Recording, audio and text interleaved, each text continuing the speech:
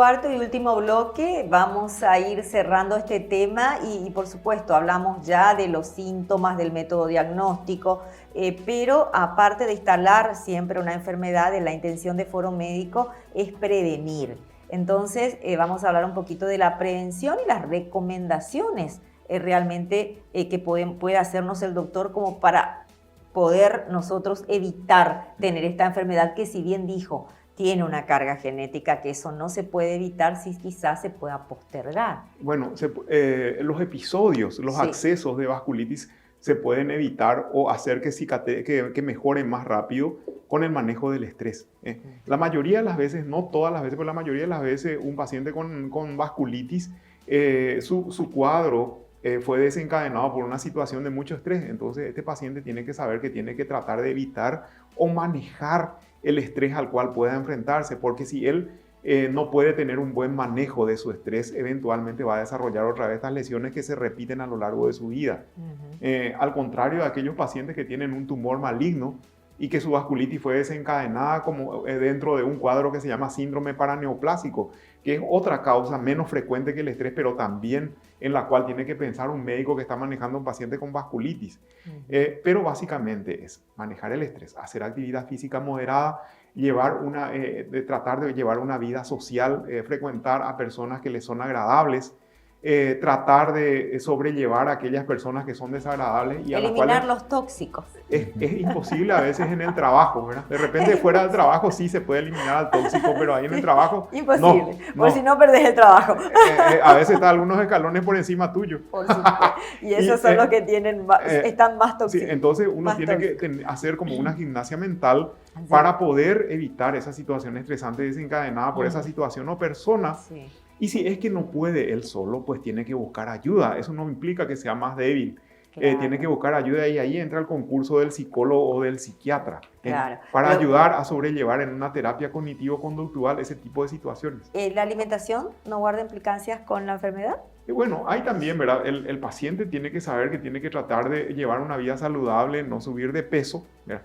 Porque una infección o una úlcera en un paciente con un tejido adiposo muy grueso se va a curar mucho más lentamente que en un paciente que tenga un tejido adiposo normal. ¿Por qué? Porque el tejido adiposo está mal vascularizado en comparación con otras regiones del cuerpo, y peor aún si es que esa zona no recibe toda la sangre que tiene que recibir, como en el caso de un paciente con vasculitis. Exacto. Bueno, le tiraste prácticamente todo el trabajo al doctor Hans, porque decís que el estrés es el disparador, desencadena esta enfermedad, y yo creo que muchas otras enfermedades, doctor, hoy día, ¿no? Sí, claro. Pero el estrés negativo, ya aclaraste que existe el estrés positivo y negativo. Hablamos de un estrés negativo, no sé, una situación que no puedo manejar, y también depende mucho del carácter de la persona, ¿no? Sí, claro. Es una cuestión más bien subjetiva, así, la capacidad que uno tiene de enfrentar la amenaza, ¿verdad? O manejar una situación. Claro, o sea que porque la ansiedad, ¿verdad? La ansiedad es como que deriva del miedo. Hay pues sentimientos que son innatos, como por ejemplo el asco, ¿verdad? La ira, el temor, y el miedo. Del temor deriva la ansiedad. Y la ansiedad, por ejemplo, es como una ecuación donde en el numerador estaría la amenaza y en el denominador estarían los recursos que nosotros tenemos para enfrentar. Por ejemplo, un examen es difícil, pero nuestros recursos son altos, entonces es como un desafío. Claro. ¿Verdad? Si el examen es difícil y nuestros recursos son mínimos, entonces hay mucha ansiedad, ¿verdad? Si el examen es fácil, ¿verdad? Y nuestros recursos son pocos, entonces hay ansiedad, pero no tanto porque el examen es fácil, ¿verdad? Si el examen es fácil y nuestros recursos son muy grandes, entonces la máxima tranquilidad, ¿verdad? Ya. Entonces... ¿Y con la enfermedad, doctor? El tema está que tanto la amenaza como nuestros recursos son cuestiones subjetivas, porque nosotros también le damos el valor de amenazante a la situación en una forma subjetiva, y le damos el valor de la capacidad que nosotros tenemos de enfrentamiento también de una forma subjetiva. Entonces, ahí el tema, como te digo, es es muchas veces no solamente quedarse concentrado en la amenaza, sino también tener en cuenta la capacidad que nosotros tenemos para resolver problemas y todo eso, ¿verdad? Y a todo eso se suma todo esto que dijo el doctor de la vida saludable, ¿verdad? La vida saludable puede contribuir también los ejercicios de meditación, de relajación, ¿verdad? Y cuando uno siente un síntoma o un grupo de síntomas que compromete su desempeño, es importante consultar. En este caso es más fácil la situación porque el doctor me manda a mí y ya está, ¿verdad? Pero hay médicos que no trabajan así también, ¿no? No, por eso es importante. Sí, por eso es importante el abordaje así, multidisciplinario. Sí. Pero cuando el paciente no tiene una vasculitis, pero tiene un síntoma que le está comprometiendo su desempeño o le está reduciendo su calidad de vida, entonces debería consultar. La salud mental es muy importante hoy día, doctor. Yo creo que tiene un protagonismo increíble, no solamente en Paraguay, sino en el mundo. Sí. Incluso se intensificó mucho con la pandemia. Es la pandemia que tenemos actualmente, el problema de salud mental, muchos ya lo dicen. Entonces acudir al psiquiatra no es precisamente cuando estés mal, se puede acudir cuando uno tiene algunos síntomas que no condicen con lo que uno está buscando también, ¿no? En su vida, doctor. Claro. Porque nosotros hacemos el diagnóstico de enfermedad o de trastorno, como se define en los materiales de lectura, cuando el síntoma compromete tu desempeño, ¿verdad? Ahora, si yo tengo un síntoma que no compromete mi desempeño, no requiere ni consulta ni tratamiento. Por ejemplo, si yo soy fóbico a las víboras, ¿verdad? Pero yo no tengo ni un contacto con víboras, entonces no tengo por qué seguir un tratamiento. Claro. Ahora, ¿en qué porcentaje la persona con vasculitis tiene éxito en su tratamiento? ¿En qué porcentaje la psiquiatría o el tratamiento psiquiátrico influye en el éxito del tratamiento total? No sé quién me contesta. Lo que pasa es que no son todos los casos que se van a ir. Son los casos específicos. Son casos específicos. No se puede decir 40 y 50, 70, 80. No. Depende de cada paciente eso, ¿no? El médico se da cuenta cuando el paciente es incapaz de superar por sí mismo ese cuadro de estrés o de depresión que le llevó a desarrollar esas lesiones. Ese es el momento, cuando ya pasaron varias semanas o meses sin que haya mejoría en las lesiones y el paciente continúa con ese cuadro psicológico de depresión o de estar muy estresado. Entonces ahí es cuando el médico tratante recurre al psiquiatra. Claro, cuando ves que no avanza el tratamiento farmacológico que estás haciendo. Así mismo. Exactamente. Y bueno, y ahí otra vez, doctor Hans, depende todo ya del paciente, prácticamente esa salida. Y de los medicamentos que vos le vas a dar, obviamente, pero en gran porcentaje de su voluntad, ¿o no?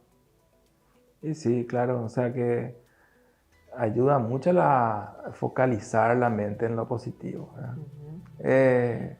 Es muy importante eso que hablábamos en el espacio, ¿verdad? Focalizarse en lo positivo, o sea, así como dijeron hace rato, la genética no se puede cambiar. Hay situaciones que pasan por la aceptación. Lo que uno no puede cambiar es mejor aceptar, ¿verdad? Porque no es lo mismo que resignarse, porque resignarse sería vencerse ante una situación que uno puede cambiar.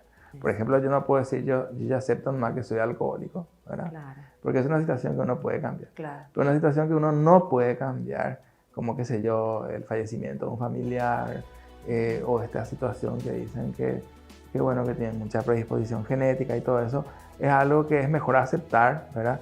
Y ir de ahí para adelante, ¿verdad? Y empezar a sanar. Y de ahí para adelante es focalizar en lo positivo. O sea, por ejemplo, focalizarse en lo positivo sería saber que uno puede contar con el doctor Flores, por ejemplo. Claro. Tener especialistas de este nivel y de como Hans también, por supuesto. Sí. Y qué sé yo, es importante eso. Es importante no fusionarse con los pensamientos, porque hay veces que el cerebro tira así mensajes, ¿verdad? Como que eso no se va a curar nunca, como que eso es lo que nos va a llevar, como que eso es lo que va a deteriorar. Comenzás a buscar en Google y encontrar. Eso es lo peor. No lo hagan, por favor. Eso es terrible. Y entonces uno como que que se fusiona con esos pensamientos que al final son eventos mentales, ¿verdad? Totalmente. Y se complica la vida, se complica la vida. Y otra cosa favorable es activar, ¿verdad? Hacer actividades valoradas. Porque no es solamente divertida. Por ejemplo, hay gente que valora mucho ir al gimnasio, ¿verdad? Y no, puede ser que no sea divertido porque venís con los dolores musculares y te reventas ahí, ¿verdad? Pero valora mucho el tener una buena condición física. Hay veces que hay gente que valora mucho, por ejemplo, lo intelectual, preparar clases, mucha garra, pero es valorado. Pero hay gente que le gusta, claro, y valora y es valorado también. Sí. Y también trabaja en la autoestima, es muy importante. Ir a misa, ¿verdad? También. Por ejemplo, hay gente que valora mucho lo religioso, ¿verdad? Es un refugio importante para la muchísima oración, gente. la meditación, el aislamiento, el estar con uno. Hay gente que no quiere estar con uno mismo, ahí ya empezamos con un gran problema, porque el mayor placer debe ser querer estar con uno mismo, creo yo, no sé, para mí es la base de todo. ¿Sí? A partir de ahí otros van a querer estar contigo o conmigo, así pienso yo. Muchas gracias. Por favor, fue un placer. Muchísimas gracias, como siempre, un gusto hablar contigo, doctor, y al doctor que lo estoy conociendo hoy, un placer. Voy a repetir el apellido para que se me quede. Doctor Hans Bugentin. Bugentin. ¿Dije bien? Sí, más o menos. Sí. En la próxima. ¿Algún lugar donde se les puede ubicar, por favor? En el Centro Médico Bautista. Sí. ¿Algún teléfono? 688-9000. ¿En redes sociales cómo estás? Jorge Flores. Ya, perfecto, doctor. ¿Redes sociales? ¿Tenés? ¿O algún lugar donde estás? Él está en el hospital de clínicas también, doctor. Yo estoy en IPS. IPS. En el consultorio de IPS, estoy en el hospital psiquiátrico. Ahí te va a encontrar la gente. Sí, y también tengo una clínica ahí sobre Eligio Ayala, casi Mayor Fleitas. ¿El teléfono de ahí? 212434. Perfecto. Muchísimas gracias a ambos. Por favor, un placer. Bueno, y agradezco como siempre a Bioetic Pharma Calidad de Innovación, también a Clínica NutriSlim por el tratamiento ortomolecular, a Emi Cofier por el peinado, a Jazmín Torres por el maquillaje y a Mónica Torres por las manitos. Así que Mónica Candia, digo bien, le cambié el apellido. Jazmín Torres es mi make-up y por supuesto Mónica Candia es las manitos. Muchas gracias por acompañarnos. Será hasta un próximo encuentro, por supuesto, aquí en Foro Médico. Que tengan buena noche.